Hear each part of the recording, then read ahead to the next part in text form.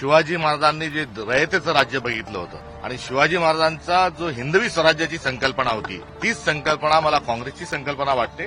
गनिमी कावा असेल, सद्गिरी असेल, सर्वांना सोबत घेऊन चालणं असेल, शिवाजी महाराजांची शिकवण ध्यानात घेऊन आणि उरी बाळगून मी माझा प्रदेशाध्यक्ष पदाचा कार्यभार स्वीकारला. सर, आज तुम्ही इथे भेट दिलेली आहे, अभिवादन केलेलं आहे, काय सांगाल आजचा दिवस कसा असणार? महाराष्ट्रात नवनिर्माणचं स्वप्न उरी बाळगून काम करणाऱ्या कोणत्याही कार्यकर्त्याला छत्रपती शिवाजी महाराजांची प्रेरणा ही सदैव मार्गदर्शक स्वरूपाची असते.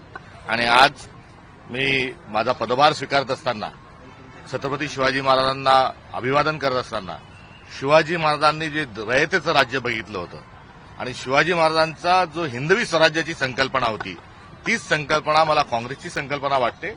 आणि त्यात गनिमी कावा असेल, मुसद्दगिरी असेल, सर्वांना सोबत घेऊन चालणं असेल, शिवाजी महाराजांची शिकवण ध्यानात घेऊन आणि उरी बाळगून मी माझा प्रदेशाध्यक्ष पदाचा कार्यभार स्वीकारत आहे. आज तुम्ही महाराजांना अभिवादन केलेलं आहे, चैत्यभूमीला जाऊन सुद्धा अभिवादन करणार आहात, हुतात्मा चौकात जाणार आहात. पदभार घेतल्यानंतर काँग्रेससाठी काय व्हिजन असणार आहे त्या काळात?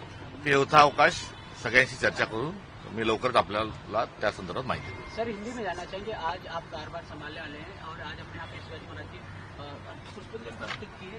किस तरह का दिन रहेगा, कितना उत्साह का दिन है आपके लिए, कितना बड़ा दिन है? केवल महाराष्ट्र का नहीं तो देश का और विश्व का इतिहास शिवाजी महाराज का नाम लिए बगैर पूरा हो नहीं सकता.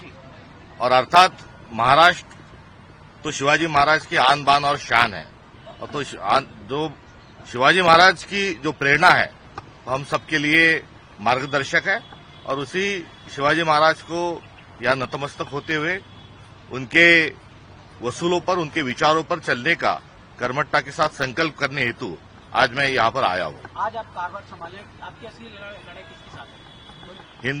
छत्रपती शिवाजी महाराज का हिंद स्वराज को लेकर हम आगे जाने वाले हैं. सर, चार्ज तुम्ही आज घेता आहात, मात्र तुमच्या निवडीनंतर काही नाराजीचा सूर पक्षांतर्गत मी नेत्यांमध्ये आता आहे असं देखील मी शिवाजी महाराजांच्या दर्शनाला आलोय. आपण यथावकाश भरपूर वेळ आपल्याजवळ आपण बोलूया. थँक्यू.